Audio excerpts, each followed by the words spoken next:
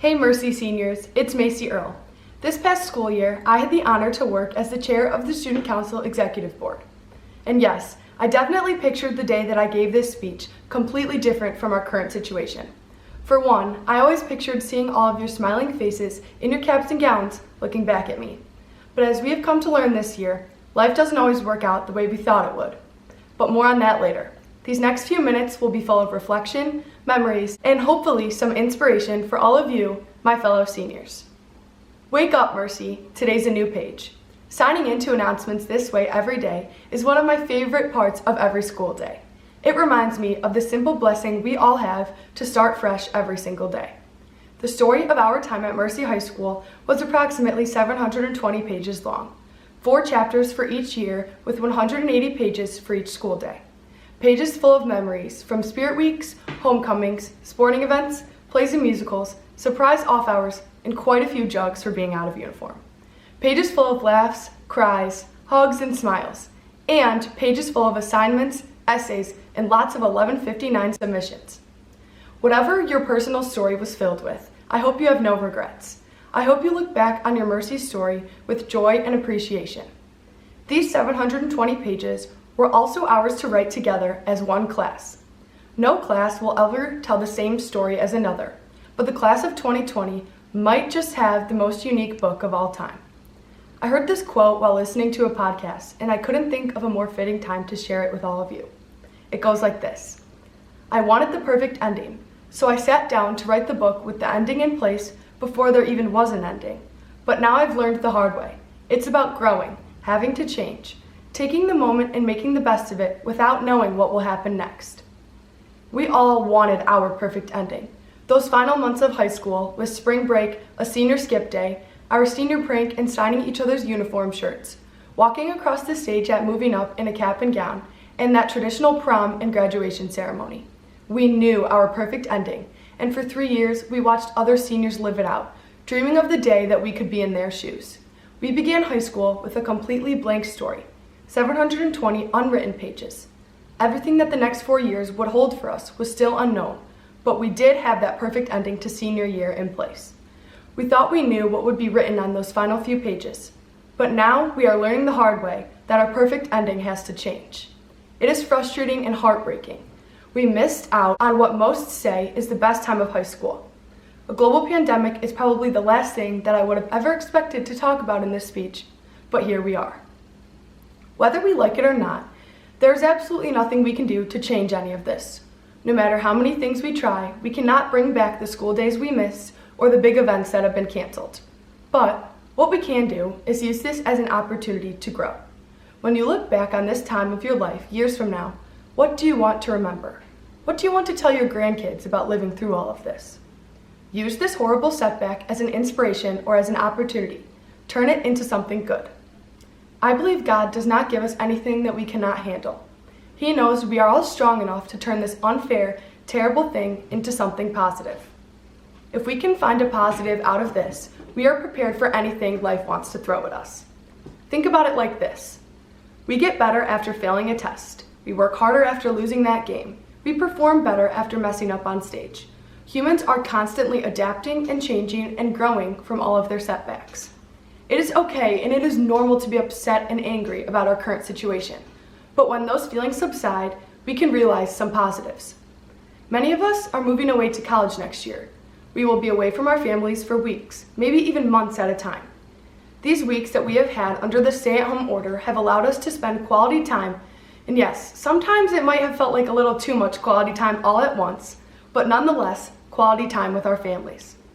Maybe during your time stuck at home, you discovered a new passion for art or journaling, or you learned the value of mindfulness, meditation, and prayer. Maybe you cleaned out your room, adopted a pet, baked something new, or spent some more time outside exploring nature, and watched a lot of Netflix. This is also the perfect opportunity to recognize what is really valuable in life. One of the most common phrases that I've heard throughout my time in high school is to live in the moment. People always say that time flies, and I've always believed them, but I haven't really ever lived my life that way. We are all guilty of complaining about minor inconveniences and getting a little too excited when we have a day off of school. No matter how many times we hear the phrase, high school is over before you know it, so make the most of it, We never seem to fully live in the moment or appreciate the little things. If nothing else, the last few months should serve as a reminder to never take anything for granted again. If I had known that March 12th would have been my last day walking Mercy's halls as a student, the last morning I would wake up to put on my uniform, I would have done so many things differently. If you ever find yourself getting caught up and waiting for the big things to happen, I encourage you to think back to this time and remember how much you would give just to have one last day with your friends at school, just one more Media Center off hour, one more Mercy lunch, and one more morning pulling into that painted parking spot of yours. I hope that this can serve as a lifelong reminder, something you keep in the back of your mind to continuously inspire you to make every single second of every single day count. There's a saying that goes, "You never know the value of a moment until it becomes a memory." I really like this because we experience all these wonderful little moments that we don't realize will stick with us at the time that they're happening. But once they're gone, we keep replaying them in our head and wishing that we could go back. I will forever be grateful for all of the little things that Mercy has given me. Eating calf cookies on a bad day, being able to go out in the Media Center courtyard when it was sunny, passing by a familiar face in the hallway and sticking out my tongue just to receive a funny reaction, praying the sushi pay and beginning every morning with the words, "We thank you, God, for the gift of this day." These are the little things that I didn't realize would still hold so much value to me even after they were gone. Maybe they're different moments for you, or maybe they're similar, but I hope that living through a time away from school can serve as a constant reminder to appreciate those little moments while you do still have them. I sign off of announcements every day saying, "Remember, Mercy, don't count the days, make the days count." If you count down the days until the end, you are going to miss all of the things along the way that make the ending that much more valuable. I hope hearing this phrase every day inspired you to live in the moment just a little bit more and make the most of every day that you had at Mercy. I hope that this phrase will live on with you. If you ever find yourself crossing off days on a calendar until a big event, I encourage you to remember this phrase and pause. Take a second to embrace the current moment you're in. Cherish all the little things that come with each day leading up to your big event, because soon enough you will be there and then it will be over, and you will be wishing you could go back and do it all over again. I also want to take this time to remember how lucky we all are to have a Mercy education and to forever be part of the Mercy community. It is very easy to get caught up in all of our stressful schoolwork, but we really do have so much to be grateful for, and we have been shaped into young, promising, and faithful young women because of our time at Mercy. Mercy High School, educating and inspiring young women who make a difference. Making a difference sounds like a really big task, even a bit intimidating. But making a difference does not always have to be that life-altering mission trip or an extreme medical cure, although I have no doubt that you Mercy girls have the ability to make those things happen. Mercy girls also have the ability to light up any room they walk into with simply their kindness and compassion. We have a passion to help others and to speak up for what we believe in. Making a difference can be as simple as asking someone how their day is going, or offering to help them carry their things if their hands seem to be full. Something I will always carry with me is when I walked into the North Hall bathroom and there was a Post-it note on the mirror that said, "You are beautiful, you are enough." This simple act instantly brought a smile to my face, and I will never forget its large impact on my mood. Mercy girls have the power to make a difference in little ways like that, and in massive ways, whether that be in the courtroom, operating room, a business meeting, on stage, or on the field. Do not ever doubt your capability to change the life of anyone who crosses your path. Wherever you choose to go in life, take something that you have learned from Mercy and use it to make a difference for others. Whatever you do, do it with Mercy love. Mercy has impacted my life for the better in more ways than I could have even imagined. I came into this place only knowing 2 people, and here we are 4 years later, and I am leaving with over 700 lifelong sisters. I was scared to come here, scared I would have no friends, and scared that I would never fit in. But I quickly learned that Mercy isn't a place where you have to fit in.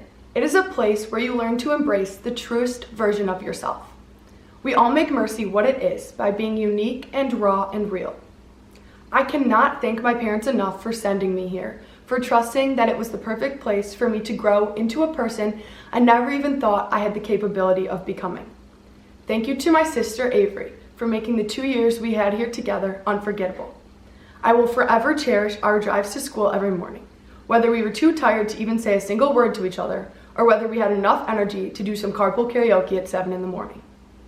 A special thank you to my advisor for 4 years, my teacher for 2 classes, and my executive board moderator, Mrs. Richter. I seriously would not be the young woman I am today without you. You have brought out a confidence in myself that I didn't know was there, and you have taught me the value of hard work and dignity. Thank you to Mrs. Tarplin for overseeing all of us as students and overseeing student government for the past 4 years. You have taught all of us to never doubt our instincts. And because of you, I only forgot to wear my ID once throughout all of my time at Mercy. A tremendous thank you needs to be given out to our entire staff. Our teachers, administration, and faculty make so many sacrifices in order to help us succeed and shape us into women who make a difference. You are all so inspiring and very much appreciated. Thank you to freshman basketball for bringing me to my best friends. You guys keep me sane and understand me sometimes even more than I understand myself.